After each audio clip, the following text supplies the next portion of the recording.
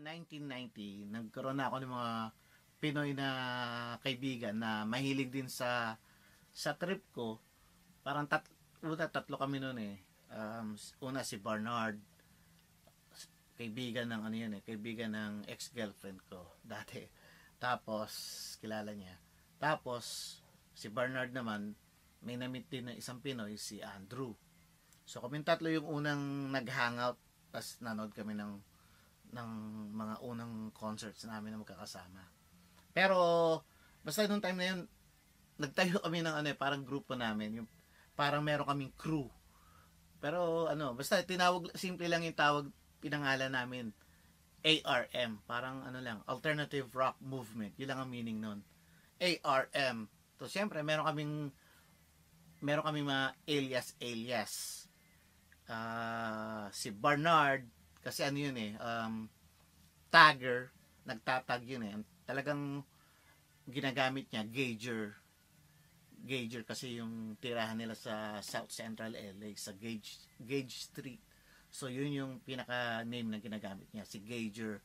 Tapos si Andrew, ano, originally parang Death, tapos DETH, tapos pinalitan niya naging Murder, parang ganun. Tapos ako naman Schizo ginagamit ko kasi nung nagkaroon ako ng album ng The Dawn na pinadala sa akin ng mga friends ko from Pinas, sinend nila sa akin yung second album, yung I Stand With You. Siguro kailan man nila na pinadala, yung mga 1989 ata yun, pinadala nila sa akin. Meron ako 88 na, pinadala nila no 1988. Meron ako meron dito, ito siya. Pag tinignan mo dito sa parang credits niya, ano ba yan? Yan. Meron silang pinapasalamatan dyan eh. Nasaan ba siya? Ayan. Ewan ko kung nakikita niya eh. Pero ano yan eh. Pangalan niya Schizo. So nung nakita ko yung parang sabi ko ang ganda nung ganda nung alias o yung pangalan no, Schizo. 'Di ba? Kasi syempre short for schizophrenic. Which is parang messiah, crazy, multiple personalities, yung mga ganon. So yun yung ginamit ko, parang ang sarap pakinggan eh, Schizo. 'Di ba? Schizophrenic, Schizo. So yun yung ginagamit ko since 1991 hanggang ngayon. Yun yung pinaka-alias ko. So, maski nung nagkaroon kami ng first time namin magkaroon ng internet service sa bahay, yung first email address ko talaga, hanggat maaari, Schizo na. Pero ang hirap maghanap ng ng Schizo lang eh. Laging taken na yun eh. So, kung hindi pwedeng Schizo 102. 102, syempre, from WXB 102 na influence ko. So, yun. Schizo102@aol.com. O kaya, maski nga kung anong mga username or apps or social network, usually, Schizo. Hanggat maaari, kung merong Schizo lang. Kung hindi, Schizo102. Yun. Marami akong mga alias na ginagamit. Depende kung para saan. Siyempre, pinaka main alias ko talaga is Schizo nga. Pero pag anything related sa pagsusulat, parang may mga time na kunyari may ginawa kong parang article sa isang zine, yung gano'n. Basta anything na related sa pagsusulat, ginagamit ko lang yung initials ko, LSD. Tapos pag related naman sa pag-video ng concert, dati pag may mga nire-record ako, yung ginagamit ko nung una, Zoom, like ZOOM, tapos merong exclamation point. Pero isang beses ko lang ginamit yun, na-stuck pa rin ako na Schizo na lang ang ginagamit eh. Tapos sa mga audio recording, sa mga yung mga nire-record kong live concerts, una, Van. Van. Nickname ko lang, palayo ko lang, Van. Pero pag sinusulat ko yun, may hyphen, tapos VAN, tapos hyphen. Pero nung mga starting ng 1993, ginagamit ko na yung the VU. Kasi, di ba, yung VU meter sa recording, yung pumapahal ko na ganon, VU meter tawag doon eh. So, ginagamit ko the VU. So, pag may mga mga hindi Pinoy na recording sa kunya recording ng Depeche Mode sa isang concert da ako nag-record, nakasulat lagi doon parang audience recording by the VU, tapos yung company ko kuno is record level yun.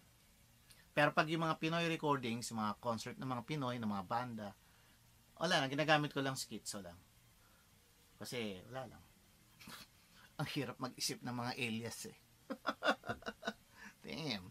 Tapos meron din yung parang nung 1991 eh, parang nag-trip lang kami, gumawa kami ng parang temporary part-time tagging crew ng mga tropa. Parang ang pangalan ko nung Planet.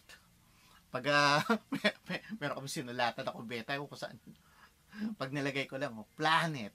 Pero parang ang pangit na sulat. Sabi ko, corny, Planet. Wala. Yun lang. Ngayon, pag nagpupunta kami ng mga shows, mga concerts,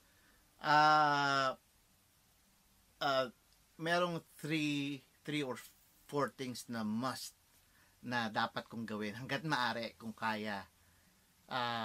Siyempre, hanggat maaari, gusto ko makuha ng pictures, ma-record, ma-tape, ma-bootleg, tapos maagaw yung setlist, makuha yung setlist, saka makakuha ng autographs or saka pictures with the band, with the artist.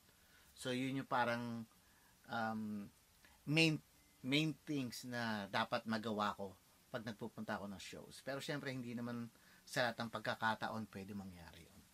Yun, so whatever na nakokolekt ako, yung mga na-accomplish ko, yun yung ang tawag ko doon, Schizo Archives. Yan. Pero dati, so nagko-collect ako ng anything na souvenirs, any memento from the shows. Siyempre, usually ticket stubs. Tapos kung merong wristbands or kung makakuha ka ng, let's say, backstage pass, yung mga ganon, or set list, yun yung mga stuff na nagko-comprise ng Schizo Archives. So yung mga nako-collect kong yun, nilalagay ko sila sa album, sa scrapbook ko. Ang pangalan lang, ang tinatawag ko lang dati doon, simple lang, parang, kasi nga mostly alternative music yung mga trip ko. So parang ganyan lang yan, alternative scrapbook volume 1, parang ganyan lang yan. Yun lang yung nilalagay kong label doon. Parang nakaano na ako ng 1, 2, 3, 4, 5 volumes na hanggang 1995. So from let's say 1985 to 1995. So doon ko nilalagay mga setlist or original or copies ng concert reviews or ng press release nila. Nilalagay ko doon, ginugupit ko, lalagay ko doon. Pero siguro mga 1995 na yun, nagkaroon na ako ng nawalan na ako ng time na bumili ng album. Naiipon na lang siya. So parang lahat-lahat naiipon na lang. Parang tatamba ko na lang sa isang kahon. Sama-sama sila doon. Hindi ko na sila nako-compile doon sa scrapbook. Tapos siguro mga 2016 lang ako nag-start na hiniwalay ko na, parang nagkaroon na lang parang separate yung autographs, separate yung mga photos, separate yung mga pirma. Pero may mga time na yung iba hindi ko maalis to sa scrapbook talaga kasi baka masira na So iniwan ko na lang doon. Pero kaya yung iba hiwalay-hiwalay na. Pero medyo naka-sort out na rin sila. Yun. So bali, ito ang sample. Yan. 1995. 1987, parang may XB newsletter from XB. Actually, 102 Club na yan, wala na palang XB yan. Pati resibo. Yan, listahan ng mga 102 Club members. Member ako dati dyan eh, saka yung ibang friends ko eh. Ayan o. First ticket. First ticket na concert. Yan. Blast off. Tapos, ay, mga concert sa SM City noon, sa car park, sa rooftop. Yan. Ethereal Rapture. The Dawn. BM105. Tapos yan, yung 101 concert sa Rose Bowl noong 1988. Na-miss ko yan, bagong dating pa lang ako niyan eh. So, wala pa akong kamuang-muang. Ayan. Ayan yung first concert ko. Susie and the Banshees, 1988. Ayan. Ayan pa yung tickets. Yung ticket andyan, dahil hindi ko na maalis eh. Tapos hindi ko alam, nung same day pala niyan, may free concert din yung U2 sa Hollywood. Kasi premiere ng Rattle and Hum. Uy! Yan. Tapos yan, nung may appearance sa Depeche Mode sa LA noon, premiere ng 101 movie, napunta ako doon. Nakita ko sila. Yan. Tapos nalagay ko yung pictures dyan. Yan. You know, Depeche Mode. Martin Gore, man. Martin Gore right here. Ticket nung movie. Ano pa ba? Meron dito. Ayan, first time ko mapanood ang New Order Xerox copy nung ad. Andiyan pa rin yung ticket. Yan pa rin yung ticket eh. Hindi ko na rin nailipat. Pero yung mga tickets, meron na rin akong separate binder for the tickets. Saka yung mga setlist. Pero yung iba nga naiiwan dito. Hindi ko na inalis. So, kalat-kalat. Ayan. The Cure, Dodger Stadium, 1989 ata yan. Ayan, 1989 nga, September. So, basically, mga collection of photos, autographs, setlist, andito. Pero yung iba, nilipat-lipat ko na. Ayan, psychedelic first. O, yan pa rin pala yung tickets. Hindi ko na inalis. Dahil, baka masira lang.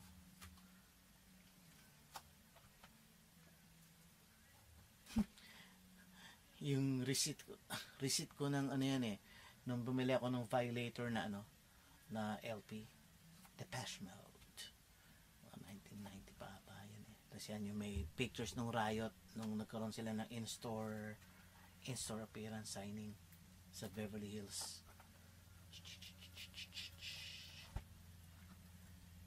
Yan, Nights a Rev.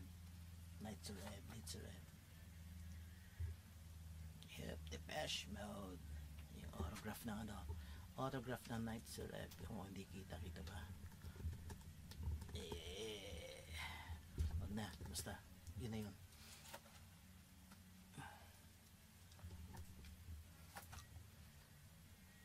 Stop ko na ha. So, yun yung talaga, Schizo Archives. Yun nga, yung mga collection ko, pati music collection ko, CDs, cassette, mga vinyl records, pati yung mga mahilig ako nagre-record ng mga performances sa mga TV, sa mga basta interviews, nare-record ko yun ng mga banda-banda, yun, lahat yun part ng Schizo Archives. Tapos fast forward 1999 nung natuto na akong gumawa ng website, pa lang nun basic lang naman. Yung mga time na yun, Netscape Composer, ewan ko yung mga umabot doon. Yun, Netscape Composer, tapos Dreamweaver, tapos konting basic na HTML. Yun, doon nagkaroon na ako ng nung website. Siyempre, natuto ako maghanap ng kung anong domain name. Siyempre, schizoarchives.com. schizo-archives.com. Tapos ang title ng website ko, ayan yun. The Shadow Cabinet ang title talaga nun. So, doon ko nilalagay yung yung mga collection ko. I-scan ko, nilalagay ko doon. The Shadow Cabinet, ano yun taken from the song of this band called The Church from Australia. Yun yung may title sila na song na gano'n The Shadow Cabinet. So, yun yung sarap pakinggan The Shadow Cabinet. Kasi nga, di ba, parang nasa cabinet yung mga abubot-abubot mo. Ayun. Tapos, ilang beses ko na ni-revise yung website kasi basic lang naman alam ko Pero ngayon wala na, hindi ko na ma-update masyado. Forever na to be updated yung mga pictures. Dati doon, yung mga scans ng mga autographs, inalis ko. Yung iba, wala na doon. I-update ko sana, pero wala akong time Yan. So, pero andun lahat, nilagay ko doon yung mga autographs, mga pictures, ano ba, mga links sa downloads ng mga recordings ko. Ayan. Thank you! Babu Rockstars. Later.